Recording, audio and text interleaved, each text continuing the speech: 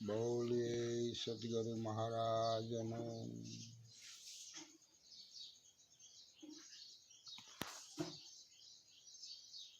અનંત મહાપુરુષો એમનો અનુભવ પ્રમાણે જે કાંઈ આપણને વાત કરી રહ્યા છે તેમાં આપણે ઘણો વિચાર કરવાની જરૂર છે। કેમ કે આત્મા, પરમાત્મા, જીવ, ઈશ્વર આ બધું મહાપુરુષોએ આપણને જણાવ્યું, પણ આત્મા કોને કહેવાય? આત્મા એટલે શું? પરમાત્મા કોને કહેવાય? પરમાત્મા એટલે શું? આ આપણે ખરેખર દરેક માનવીએ જાણવું જરૂરી છે। ભગવાન બુદ્ધ એવું કે તું પોતે તારો દીવો બન, તું પોતે તારો દીવો બન।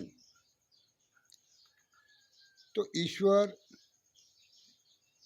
આત્મા કે પરમાત્મા એવું કશું છે જ નહીં એવું મહાપુરુષોનું કહેવું છે। તો છે શું? કે ભાઈ એક તું જ છે।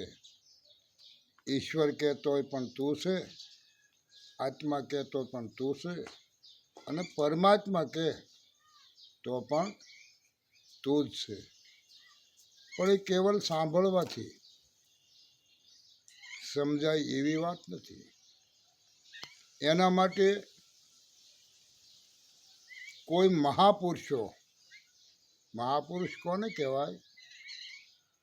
જેણે પોતે પોતાનો દીદાર કર્યો હોય આવા અનુભવી સંતને મહાપુરુષ કહેવામાં આવે છે। અને એવા મહાપુરુષના શરણે જવાથી આ અનુભવાય એવું છે। એ અનુભવવાનો મુદ્દો છે, એ કહેવાનો કે બતાવવાનો મુદ્દો નથી। એ કેવળ અનુભવનો મુદ્દો છે। અનુભવ એવી વસ્તુ છે કે આપણને કોઈ એમ કહે કે આલ્યો આ મધ ખાઈ જાઓ, અને એ મધ આપણે ખાઈ ગયા પછી આપણને મહાપુરુષ પૂછે કે તમને મધ કેવું લાગ્યું, તો આપણે એના સ્વાદનું વર્ણન કરી શકીએ કે એ બહુ ગળ્યું હતું, એમ મધુર હતું, બહુ મીઠાશ હતી, આપણે એનું વર્ણન કરી શકીએ પણ સ્વાદ આપી શકીએ નહીં। બસ એવી જ રીતે અનુભવવાનો મુદ્દો એવો છે કે જે અનુભવે છે એ જ એની મોજ માણી શકે છે, બીજો નહીં।